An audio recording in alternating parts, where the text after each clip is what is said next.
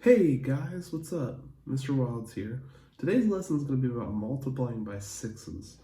These are things you've already done, but it's always good to go back and review. So let's go through and review how we multiply by our sixes and different strategies and ways you can do that to make it easier on yourself. Now let's look through just our basic math facts, okay?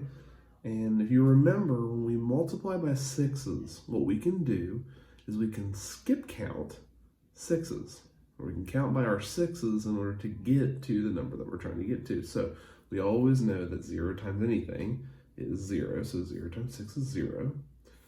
All right, so once we have 0, we can now start counting by sixes until we count by sixes 12 times. So let's go through and look. So we have 0. So 1 times 6 is 6. That's right. 2 times 6 is 12. And we're counting, we always know that 6 plus 6 is 12, so we know 2 times 6 is 12. Then 12 plus 6 is 18, so we know 3 times 6 is 18. 4 times 6 is 24. 5 times 6 is 30, because we can go from 24, add 6, that gives you 30. 30 plus 6 is 36. And 36 plus 6 is 42. Now always make sure to make sure you're counting these correctly. Make sure you're always doing your count bys correctly, so that way you don't miss it by a number or two. Okay, so we have 42. 42 plus 6 is, well, we have 48. And then 9 times 6, we know, is 54. Okay. Then 10 times 6 is 60. You guys have done that before. 6 times 11, or 11 times 6, is 66. And then 12 times 6 is 72. Now those are just your basic math facts. I know they're not very spread out very well, but hopefully you can kind of see them. I'll draw a line here to make sure that you guys know the difference between the numbers. Okay. So when we look at that, we know we're counting by sixes, we can get to each number. So if we start at 0, we have 0 times 6 is 0, then plus 6 is 6. So 1 times 6 is 6, 2 times 6 is 12, 3 times 6 is 18. 4 times 6 is 24, 5 times 6 is 30, 6 times 6 is 36, 7 times 6 is 42, 8 times 6 is 48, 9 times 6 is 54, 10 times 6 is 60, 11 times 6 equals 66, and 12 times 6 is 72. Now, you may get to this point and think, okay, I can see that, Mr. Wilds. I still have a little bit of trouble breaking it down and figuring out, okay, how do I figure this out if I don't know it?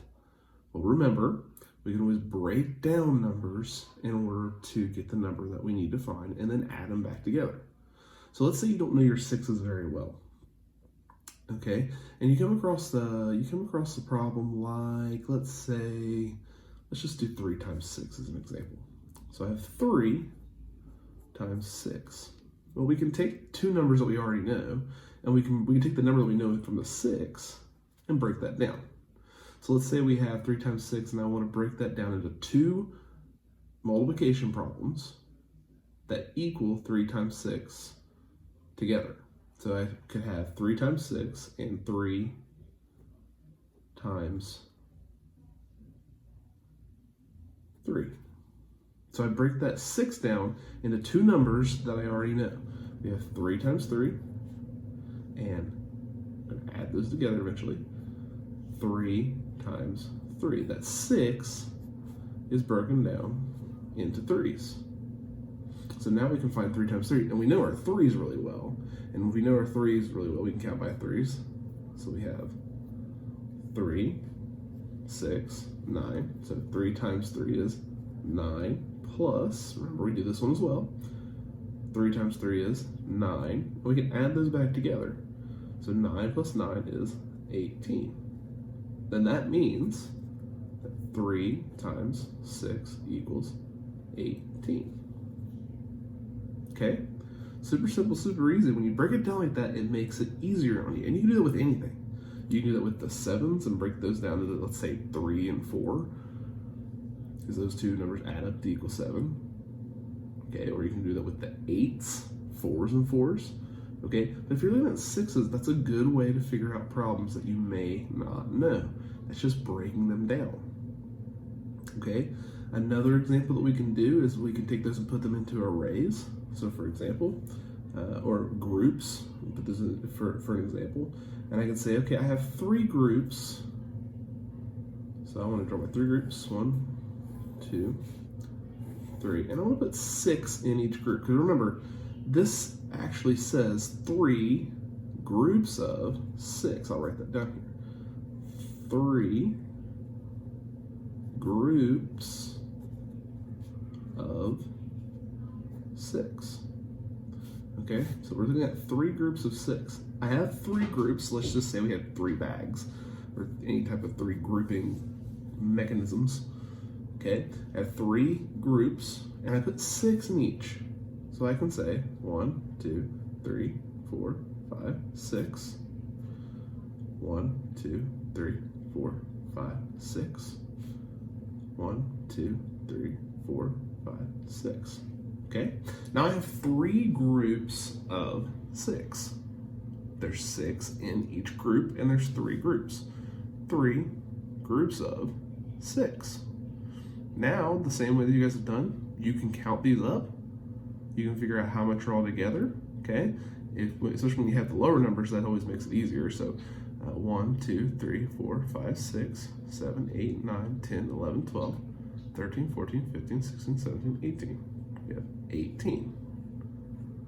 This is a good opportunity for you also to work on your skip counting. So we have 6, 12, 18. Okay? And that's multiplying by 6's. Okay, so have a great day, good job, and go out and do awesome things with it.